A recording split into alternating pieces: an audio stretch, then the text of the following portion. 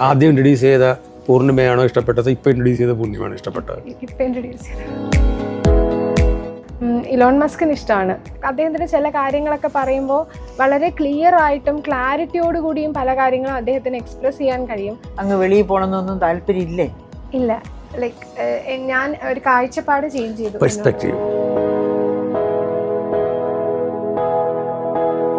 ഈ കമ്മ്യൂണിക്കേഷൻ മേഖലയിലുണ്ടായ വിപ്ലവത്തിന്റെ ഫലമായിട്ട് ഒരുപാട് സൈബർ ക്രൈംസ് വർദ്ധിക്കുന്നുണ്ടാവുന്നു. നീതി ആയോഗിന്റെ ഫസ്റ്റ് ഫിസ്ക്കൽ ഡെഫിസിറ്റ് റിപ്പോർട്ട് ഈ ഇടയ്ക്ക് പുറത്തിറങ്ങിയിരുന്നു. അതിൽ 15th പൊസിഷനാണ്, അതായത് ബോട്ടം 5-ലാണ് കേരള പ്ലേസ് ചെയ്തിരിക്കുന്നത്.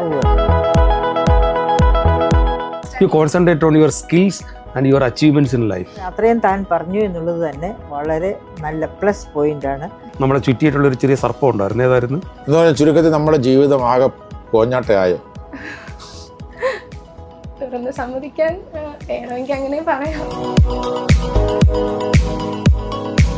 കേരളത്തിൽ ഏറ്റവും സമഗ്രമായി ഒരു PC പ്ലാറ്റ്ഫോം നടത്തുന്ന മോക്ക് ഇൻ്റർവ്യൂ പ്രോഗ്രാം. യഥാർത്ഥ ഇൻ്റർവ്യൂവിൻ്റെ അനുഭവം, വിദഗ്ധരുടെ വിലയിരുത്തൽ, കൃത്യമായ ഫീഡ്ബാക്ക്. നിങ്ങളെ വിജയത്തിലേക്ക് നയിക്കാൻ PK ലേണിംഗ്സ് പങ്കുവയ്ക്കുന്നു secretarial assistant mock interview programme.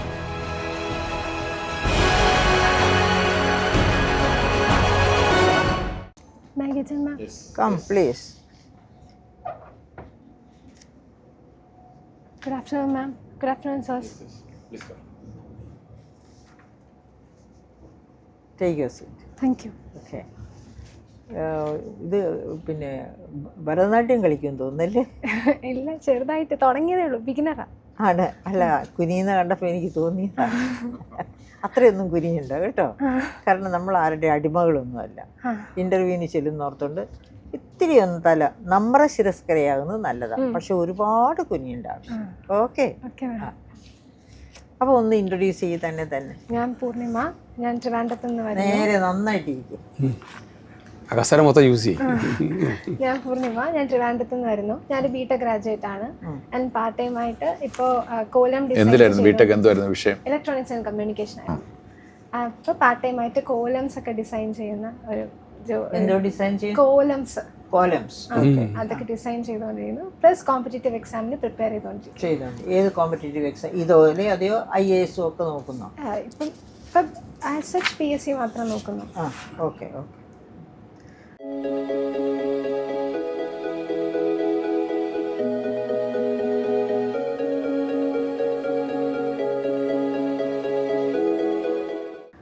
Okay, അപ്പോൾ എന്താണ് കോളേജ് ഓഫ് എഞ്ചിനീയറിംഗ് പഠിച്ച വിഷയം ഇതിനകത്ത് എഴുതിയിട്ടില്ല. ഇലക്ട്രോണിക്സ് ആൻഡ് കമ്മ്യൂണിക്കേഷൻ ഇതിനകത്തില്ലല്ലോ. ഇല്ല പറഞ്ഞു. പക്ഷേ ഓക്കെ, ഇലക്ട്രോണിക്സ് ആൻഡ് കമ്മ്യൂണിക്കേഷൻ. ഇപ്പോൾ തനിക്ക് ഇനി ആർട്ടിഫിഷ്യൽ ഇൻ്റലിജൻസ് ഒക്കെ പഠിച്ച് അങ്ങ് വെളിയിൽ പോകണമെന്നൊന്നും താല്പര്യമില്ലേ? ഇല്ല, എനിക്ക് ഞാൻ എൻ്റെ മദറിനും ഫാദറിനും ഒരു സിംഗിൾ ചൈൽഡാണ്. അപ്പം സിംഗിൾ ചൈൽഡ്. അതെ, അപ്പം എനിക്ക് എൻ്റെ മദറിനെയും ഫാദറിനെയും കൂടെ ഇരിക്കണം എന്നാണ് എൻ്റെ ആഗ്രഹം. കൊച്ചുനാൾ മുതലേ അത് തന്നെയാണ് ആഗ്രഹം. അപ്പോൾ ഒരിക്കലും അവരെ ഒറ്റയ്ക്കാക്കിയിട്ട് പോകാനുള്ള ഒരു ആഗ്രഹം എനിക്കില്ല. അതുകൊണ്ടാണ് ഞാൻ ഇവിടെ തന്നെ ആയിട്ട് ജോബ് നോക്കാം. ഓക്കെ. അപ്പോൾ പൂർണിമയ്ക്ക് അവരോടൊപ്പം വളർന്നാൽ മതി, അവരെ തനിച്ചാക്കിയിട്ട് ഒറ്റയ്ക്ക് വളർന്ന് താഴേക്കേണ്ട അല്ലേ? ഒക്കെ വെരി നൈസ്, അത് നല്ലതാണ്. അപ്പോൾ പിന്നെ അതായത് നമ്മളിപ്പോൾ സെക്രട്ടേറിയറ്റിലേക്കാണ് ജോലിക്ക് പോകേണ്ടത്. അപ്പോൾ അതിൻ്റെ ടെസ്റ്റൊക്കെ എഴുതുമ്പം സാമ്പത്തിക ശാസ്ത്രമൊക്കെ കുറേ കാര്യങ്ങൾ അറിയണം, എൻജിനീയറിങ്ങിനോടൊപ്പം തന്നെ.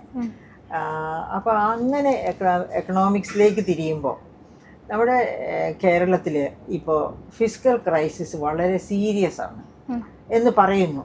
അത് എങ്ങനെയാണ് പൂർണിമയ്ക്ക് അങ്ങനെ തോന്നിയിട്ടുണ്ടോ കേരളത്തിൽ ഫിസ്ക്കൽ ക്രൈസിസ് ഉണ്ടെന്ന്? ഒരു വിധത്തിൽ പറഞ്ഞാൽ തോന്നിയിട്ടുണ്ട്. ബിക്കോസ് ഒരുപാട് ഡാറ്റാസ് കാണുമ്പോൾ I think it is true, partially true may be. Because നീതി ആയോഗിന്റെ ഫസ്റ്റ് ഫിസ്ക്കൽ ഡെഫിസിറ്റ് റിപ്പോർട്ട് ഈ ഇടയ്ക്ക് പുറത്തിറങ്ങിയിരുന്നു. അതിൽ 18 സ്റ്റേറ്റ്സ് ആയിരുന്നു ടോട്ടൽ എടുത്തിരുന്നത്. അതിൽ 15th പൊസിഷനാണ്, അതായത് ബോട്ടം 5-ലാണ് കേരള പ്ലേസ് ചെയ്തിരിക്കുന്നത്. അപ്പോൾ അത് കണ്ടിട്ട് I think serious physical stress ഉണ്ട്. അതുപോലെ തന്നെ CAG റിപ്പോർട്ടും ഈയിടയ്ക്ക് പുറത്തിറങ്ങിയിരുന്നു. അതിലും ഹെവി ഫിസിക്കൽ സ്ട്രെസ് എന്ന് പ്രത്യേകം എടുത്ത് പറഞ്ഞിട്ടുണ്ട്. അത് മാത്രവുമല്ല നമ്മുടെ ടോട്ടൽ ഡെറ്റ് ഒരുപാട് കൂടുന്നതായിട്ടും ആ CAG റിപ്പോർട്ടിൽ പറയുന്നത് 34% ആയിട്ട് ഇൻക്രീസ് ചെയ്തിട്ടുണ്ടെന്ന് പറയുന്നത്. ഇൻക്രീസ് ചെയ്തിട്ടുണ്ട്. എത്ര വരെ പോകാം നമ്മുടെ ഡെറ്റ്? ആക്ച്വലി 20% ആണ്. അത് ഇപ്പൊ 16th ഫിനാൻസ് കമ്മീഷനാണ്. ഇപ്പൊ നമ്മൾ ഫോളോ ചെയ്തുകൊണ്ടിരിക്കുന്നത് 15th ഫിനാൻസ് കമ്മീഷനാണ്. 15th ഫിനാൻസ് കമ്മീഷൻ അനുസരിച്ച് 29 വരെ ഡെറ്റ് പോകാം. അതായത് ഇനി നടപ്പാക്കാൻ വരുന്ന ഫിനാൻസ് കമ്മീഷൻ 16th അതാണ് 20% ഒതുക്കണം എന്നൊക്കെ പറഞ്ഞ് നിയമം കൊണ്ടുവരാൻ പോകുന്നത്. അത് നമുക്ക് അറിഞ്ഞുകൂടാ. അങ്ങനെ ഈ 29 പോലും പറ്റുന്നില്ല. അതിൻ്റെ മുകളിൽ പോയി 34 ആയെന്ന് CAG പറഞ്ഞ് അതാണ്. അപ്പം ഓക്കെ, അപ്പോൾ അത്രയും താൻ പറഞ്ഞു എന്നുള്ളത് തന്നെ വളരെ നല്ല പ്ലസ് പോയിൻ്റാണ് ഇലക്ട്രോണിക് ആൻഡ് കമ്മ്യൂണിക്കേഷൻ എഞ്ചിനീയറിംഗ് ചെയ്തിട്ട്. ഓക്കെ, അപ്പം നമ്മുടെ ഈ കഴിഞ്ഞ ബജറ്റിൽ ഒരു പ്രതീക്ഷിക്കുന്ന ഒരു GSDP, എന്താ GSDP എന്ന് പറഞ്ഞാൽ? Gross state domestic product. അതായത് ആഭ്യന്തരമായിട്ട് ഉൽപ്പാദിപ്പിക്കുന്ന, ആഭ്യന്തരമായിട്ട് എന്ന് വെച്ചാൽ സംസ്ഥാനത്തിന്റെ ആഭ്യന്തര, അതെ, അതിർത്തിക്കകത്ത് ഉൽപ്പാദിപ്പിക്കുന്ന പ്രോഡക്ട്സിന്റെ വാല്യൂവിന്റെ ടോട്ടൽ സം ആണ്. അത് എത്രയാന്ന് പറയാമോ? കഴിഞ്ഞ ബജറ്റിൽ എപ്പോഴും BE എന്നിട്ടിട്ടാണ് ക്വാണ്ടിറ്റി പറയുക, എമൗണ്ട് പറയുക. എന്ന് വെച്ചാൽ ബജറ്റ് എക്സ്പെക്റ്റേഷൻ, അതാണ് BE കൊണ്ട് ഉദ്ദേശിക്കുന്നത്. അങ്ങനെ ബജറ്റ് എക്സ്പെക്റ്റേഷൻ ഈ 2025-26 GSDPയുടെ വളർച്ച ആകെ എന്തുമാത്രം ആകുമെന്നാണ് ബജറ്റിൽ പറഞ്ഞിരിക്കുന്നത്? I think it is 12%. 12% growth അല്ല, ഞാൻ ആബ്സല്യൂട്ട് ഇതാണ് ഞാൻ ചോദിക്കുന്നത്. എത്ര ലക്ഷം കോടി GDPയുടെ അറിയാമോ? ഇല്ല മാം, ഞാൻ ശ്രദ്ധിച്ചിട്ടില്ല. അതൊക്കെ ശ്രദ്ധിക്കേണ്ടിടും. നമ്മളൊക്കെ ഇന്ത്യൻ സിറ്റിസൺസ് അല്ലേ? ഓക്കെ, ഷുവർ മാം, ഞാൻ നോട്ട് ചെയ്താ. അതൊക്കെ ശ്രദ്ധിച്ചിട്ട് നമ്മൾ ഇത് പോരാ, അല്ലെങ്കിൽ ഇത് അങ്ങനെയല്ല ഇങ്ങനെയാന്നൊക്കെ പറയാനുള്ള തൻ്റെ അറിവും വേണം നമുക്ക്. ഷുവർ മാം, ഞാൻ ശ്രദ്ധിക്കാൻ മതി.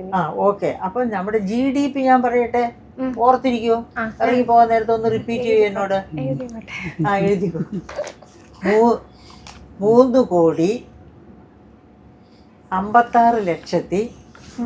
3,96,923 കോടി. പിന്നെ ഒരു 0.2 ഉണ്ട്, അത് സാരമില്ല, തള്ളിക്കളഞ്ഞില്ല. അപ്പോൾ എത്ര? 3,56,923 കോടിയാണ് നമ്മുടെ എക്സ്പെക്റ്റഡ് GDP. അത് കേന്ദ്ര ബജറ്റിലുള്ളത്. സംസ്ഥാന ബജറ്റിൽ പറയേണ്ടത് എത്രയാണ്? അതെ, എനിക്ക് അവിടെ സമയം കാണിച്ചു തരുന്നുണ്ട്. എത്രയാ സംസ്ഥാന ബജറ്റിൽ പ്രതീക്ഷിക്കുന്ന GSDP എത്രയാണ്? 14,12,475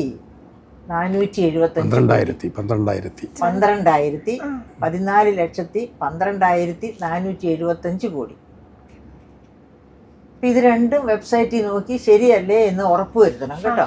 ഉറപ്പുവരുത്തുക മാത്രമല്ല, ബാക്കി ഡീറ്റെയിൽസ് എല്ലാം അതിനകത്ത് ഫിസിക്കൽ ഡെഫിസിറ്റ് എത്രയാണ് നമ്മൾ പ്രതീക്ഷ, അത്ര എല്ലാ ഡീറ്റെയിൽസും കിട്ടും. അപ്പോൾ ഇപ്പോൾ ഇത് budget document, you are A very good candidate. അതുകൊണ്ട് ഇത് ബജറ്റ് ഡോക്യുമെൻ്റാണ്. ഇതിൻ്റെ ടേബിൾ A എന്ന് പറഞ്ഞ് ഒന്ന് എടുത്താൽ, പിന്നെ ഒരു ടേബിൾ, ഇത് മുഴുവനും സ്റ്റാറ്റിസ്റ്റിക്കൽ ടേബിൾസാണ്. You will easily understand. ഇതിലെ ടേബിൾ A എടുക്കുക, കണ്ടോ? എല്ലാ പ്രധാനപ്പെട്ട കോൺസെപ്റ്റ് 2-3 വർഷത്തെ ബജറ്റിൻ്റെ ഡീറ്റെയിൽസ് ഉണ്ട് ഇതിനകത്ത്. ഇത് നോക്കിക്കഴിഞ്ഞാൽ നമുക്കിതിനകത്ത് തന്നെ ബ്രാക്കറ്റിൽ കൊടുക്കുന്നുണ്ട് എങ്ങനെയാണ് ഇത് കണ്ടെത്തിയതെന്ന്. ഈ ഫിഗേഴ്സ് A+B, B-1 എന്നൊക്കെ പറഞ്ഞ്. അപ്പോൾ അത് ഈസി ആയിട്ട് തനിക്ക് മനസ്സിലാക്കാൻ പറ്റും. അങ്ങനെ ഇത് മനസ്സിലാക്കി പഠിച്ചു വേണം അടുത്ത ഇൻ്റർവ്യൂവിന് പോകാൻ. അപ്പോൾ ഷുവർ ഫസ്റ്റ് റാങ്കിൽ എത്താൻ തനിക്ക് കാലിബർ ഉണ്ട്. ഓക്കെ മാഷേ, all the best. Thank you. അപ്പോഴേ പിന്നെ പൂർണിമയ്ക്ക് കൊടുക്കുന്ന വിമർശനങ്ങൾ എന്തൊക്കെയാണ്? എനിക്ക് തോന്നുന്നു ഞാൻ ഒരുപാട് സെൽഫ് ക്രിറ്റിസിസം ചെയ്യുന്ന ഒരാളാണെന്ന് തോന്നുന്നു. മേ ബി അത് നെഗറ്റീവായിട്ട് ഇമ്പാക്ട് ചെയ്യാറുമുണ്ട് പലവട്ടവും. ആൻഡ് എൻ്റെ ഒരു ഇൻട്രോവേർട്ടഡ്നെസ് പലപ്പോഴും എനിക്ക് എന്നെ തന്നെ എക്സ്പ്രസ് ചെയ്യാൻ പറ്റാതെ പോകുന്ന സാഹചര്യങ്ങളും ഉണ്ടായിട്ടുണ്ട്. അപ്പം അതൊക്കെ മാറ്റണം എന്ന് എപ്പോഴും ഞാൻ വിചാരിക്കാറുണ്ട്. പക്ഷെ ചില സമയം എൻ്റെ ഇൻട്രോവേർട്ടഡ്നെസ് കാരണം പലതും എക്സ്പ്രസ് ചെയ്യാതെ ഞാൻ ഈ സെൽഫ് ക്രിറ്റിസിസവും സെൽഫ് നോളജ്, അതായത് സെൽഫ് ക്രിറ്റിസിസം വേഴ്സസ് ഇൻട്രോസ്പെക്ഷൻ എന്ന് പറയും, ഇത് തമ്മിലുള്ള വ്യത്യാസം എന്തുവാ? സെൽഫ് ക്രിറ്റിസിസം എന്ന് പറയുമ്പോൾ നമ്മൾ ചെയ്യുന്നത് ശരിയാകുമോ അങ്ങനെ തോന്നി പലതും നമ്മൾ ചെയ്യാതെ വിടുന്ന ഒരു മനോഭാവവും. ഇൻട്രോസ്പെക്ഷൻ നമ്മൾ ചെയ്ത കാര്യങ്ങൾ നമ്മൾ വീണ്ടും പുനർചിന്തിച്ച് അതിനെ വീണ്ടും മെച്ചപ്പെടുത്താൻ വേണ്ടിയിട്ട് നമ്മൾ എന്തൊക്കെ മെഷേഴ്സ് എടുക്കണം എന്ന് തിങ്ക് ചെയ്യുന്ന ഒരു വ്യൂ പോയിന്റിലാണ്. അങ്ങനെ ഇൻട്രോസ്പെക്ഷനിലൂടെ പൂർണിമ ഇൻട്രൊഡ്യൂസ് ചെയ്താൽ എങ്ങനെയൊക്കെ ഇൻട്രൊഡ്യൂസ് ചെയ്യും? മേ ബി കുറച്ചുകൂടെ എക്സ്പ്രസ് ചെയ്യണം പുറത്ത്, ഇൻട്രൊഡ്യൂസ് ചെയ്തോ, എക്സ്പ്രസ് ചെയ്യണം പുറത്ത്. അതുപോലെ തന്നെ കാര്യങ്ങളൊക്കെ ചെയ്യുമ്പോൾ സെൽഫ് ഡൗട്ടഡ്നെസ് കുറയ്ക്കണം. ചെയ്യുന്നത് തെറ്റാണോ ഒന്നും കുറയ്ക്കണമെന്നല്ല ഞാൻ പറഞ്ഞത്, കുറച്ചിട്ട് പൂർണിമയെ ഇൻട്രൊഡ്യൂസ് ചെയ്യും. പൂർണിമയുടെ ഫുൾ പൊട്ടൻഷ്യൽ ഇൻട്രൊഡ്യൂസ് ചെയ്യാം. അതെ, self introduction. I'm Purnima. I'm a BTech graduate. I come from Trivandrum. I study. You concentrate on your skills and your achievements in life. Then ഞാൻ പിന്നീട് IELTS എഴുതിയിട്ടുണ്ട്. Good. അതിനുശേഷം ഇപ്പോൾ PSC competitive എക്സാമിന് prepare ചെയ്യുന്നു. പിന്നെ സ്കിൽസ് എന്തൊക്കെയാണ്? ആവശ്യത്തിന് കുറച്ചൊക്കെ പാടും. ഗ്രൂപ്പ് സോങ്ങിന് സഹോദരിയിൽ പാർട്ടിസിപ്പേറ്റ് ചെയ്തിട്ടുണ്ട് ആൻഡ് സെക്കൻഡ് പ്രൈസ് കിട്ടിയിട്ടുമുണ്ട് അതിന്. അതിനുശേഷം പിന്നീട് കുറച്ച് ലിറ്റററി സ്കിൽസ് ഉണ്ട്. എസ്സേ റൈറ്റിംഗ് ഒക്കെ എഴുതും.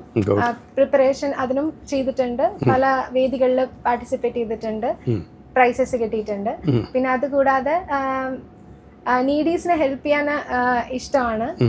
ലൈക്ക് മാസത്തിൽ ഒരു തവണ ഫുഡ് പാക്കറ്റ്സ് വിതരണം ചെയ്യാനായിട്ട് പേരൻസിൻ്റെ കൂടെ പോകാറുണ്ട്. ആദ്യം ഇൻട്രൊഡ്യൂസ് ചെയ്ത പൂർണിമയാണോ ഇഷ്ടപ്പെട്ടത്, ഇപ്പം ഇൻട്രൊഡ്യൂസ് ചെയ്ത പൂർണിമയാണോ ഇഷ്ടപ്പെട്ടത്? ഇപ്പം ഇൻട്രൊഡ്യൂസ് ചെയ്തത്. വൈ? ബിക്കോസ് കുറച്ചുകൂടെ ഞാൻ കംഫർട്ടബിൾ ആയി എന്ന് തോന്നി. കുറച്ചുകൂടെ കംഫർട്ടബിൾ ആയി. പിന്നെ ഐ തിങ്ക് കുറച്ച് സെൽഫ് ഡൗട്ടഡ്നെസ് കുറഞ്ഞിട്ടുണ്ട്. അപ്പോൾ പെട്ടെന്ന് കുറയുന്ന സാധനമാണിത്. ഒരു വലിയ എഫർട്ടൊന്നും എടുത്തോ? ഇല്ല. നമ്മൾ എന്ത് ചേഞ്ച് ചെയ്തതേ ഉള്ളൂ? ലൈക്ക് ഞാൻ ഒരു കാഴ്ചപ്പാട് ചേഞ്ച് ചെയ്തു. പെർസ്പെക്റ്റീവ്. ആരെ കാണുന്ന പെർസ്പെക്റ്റീവ്? എന്നെ തന്നെ കാണുന്ന, നമ്മളെ തന്നെ കാണുന്ന പെർസ്പെക്റ്റീവ്. അപ്പോൾ അവിടുത്തെ ഇൻ്റർവ്യൂവിന് പോകുമ്പോൾ നമുക്ക് ഏത് പെർസ്പെക്റ്റീവിൽ കാണുന്നതാണ് നല്ലത്? Second one. അപ്പോൾ അതെന്ത് മാഡം വളരെ വളരെ അനുഗ്രഹീതമായൊരു വാചകം പറഞ്ഞു. എന്താണ്? You can be one of the top rankers. അതിനുള്ള സാധ്യതയുള്ള കുട്ടിയാണ്. പക്ഷേ അതിന് ഈ ചന്ദനത്തടിയിൽ സർപ്പം ചുറ്റി എന്ന് പറഞ്ഞ കണക്ക് നമ്മളെ ചുറ്റിയിട്ടുള്ളൊരു ചെറിയ സർപ്പം ഉണ്ടായിരുന്നു. ഏതായിരുന്നു? Self criticism. നമ്മളതിനെ അഴിച്ചിട്ട് എന്താക്കി? പ്ലസ് പോയിന്റ് ആക്കേണ്ട പുതിയൊരു വാക്ക് പറഞ്ഞു. എന്താണ് ആ വാക്ക്? Self knowledge and introspection. Self knowledge or identifying our strength first. അങ്ങനെ ഒരു ചേഞ്ച് വരുത്തി കഴിയുമ്പോൾ ഉണ്ടാകുന്ന മാറ്റം എന്ന് പറയുന്നത്, ഇപ്പോൾ സാറിൻ്റെ ചോദ്യങ്ങൾക്ക് ഉത്തരം പറയുമ്പോൾ കറക്റ്റായിട്ട് പൂർണ്ണിമയ്ക്ക് തന്നെ ബോധ്യപ്പെടും. ഇനിയിപ്പോൾ സാറ് ചോദിക്കും.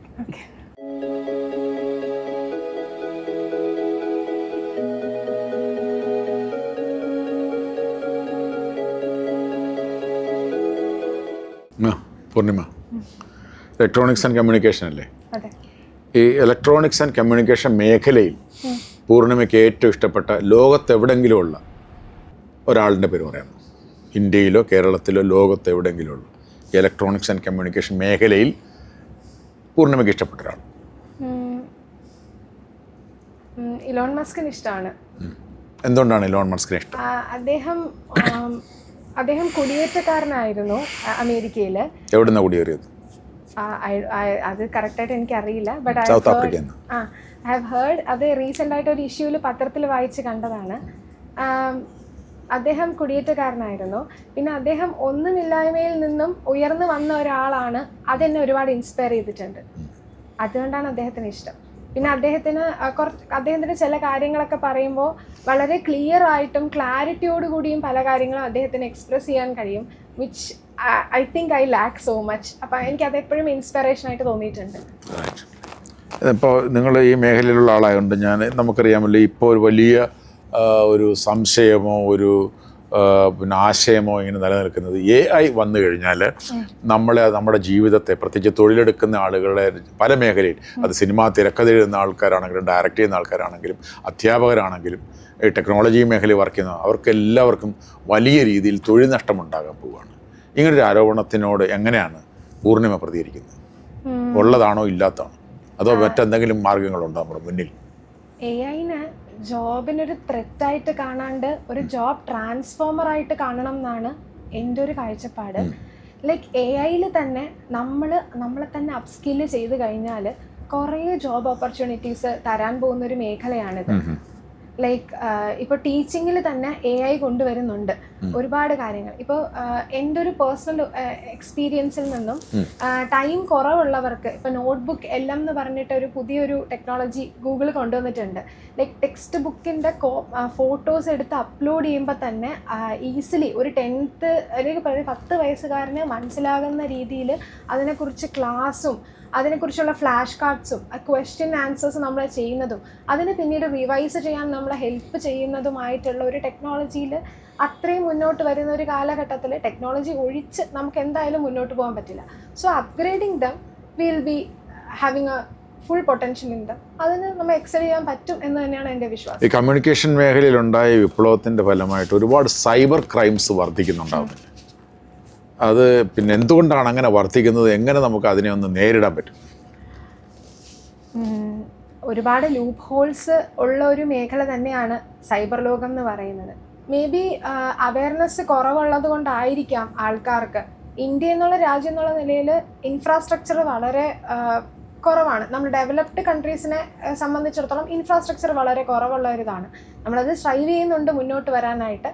ലൈക്ക് പ്രോപ്പറായിട്ടുള്ള പോളിസീസ് ലൈക്ക് DPDP ആക്റ്റൊക്കെ ഇപ്പോൾ ഇൻട്രൊഡ്യൂസ് ചെയ്യുന്നുണ്ട്. അപ്പം അതിൽ നിന്ന് തന്നെ ഒരു പരിധി വരെ സൈബർ ക്രൈംസ് കുറയ്ക്കാൻ സാധിക്കും. പിന്നെ എത്തിക്കൽ ഹാക്കിംഗ് എന്ന് പറഞ്ഞിട്ട് ഒരു പുതിയൊരു മേഖലയുണ്ട്. അപ്പം അതൊക്കെ പഠിച്ച് അല്ലെങ്കിൽ മാക്സിമം നമ്മൾ അവെയറായിട്ടിരിക്കുക നമ്മുടെ സിറ്റുവേഷനിൽ. ഇപ്പോൾ ബാങ്കിൽ നിന്ന് കോൾ വരുന്നു എന്ന് പറഞ്ഞ് ഉടനെ എടുക്കുന്നത് അങ്ങനത്തതൊക്കെ അവോയ്ഡ് ചെയ്താൽ മാക്സിമം നമ്മളെ കൊണ്ട് ഇതൊക്കെ കർബ് ചെയ്യാൻ പറ്റും എന്നാണ് എൻ്റെ ഒരു ഇത്.